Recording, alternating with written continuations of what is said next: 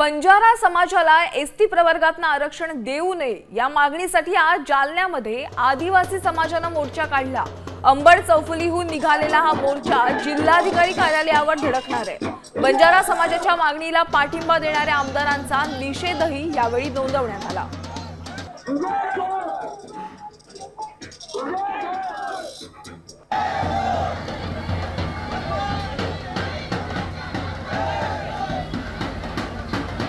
बंजारा समाजाला आदिवासी प्रवर्गातून आरक्षण देऊ नये या मागणीसाठी जालन्यामध्ये आदिवासी समाजाकडनं भव्य मोर्चा काढण्यात येतोय। अंबड चौफुली येथून या मोर्चाला सुरुवात झालेली आपण पाहू शकतो। हे सगळे आदिवासी बांधव आपल्या सोबत आहे। महाराष्ट्रामधल्या ज्या विधानसभेमध्ये जे सदस्य आहेत, जे आमदार आहेत, खासदार आहेत, त्यांना जे बंजारा समाजाला पाठिंबा देत आहेत, आदिवासीमध्ये त्यांना सामील करून घ्या म्हणून त्यांना पाठिंबा देत आहेत।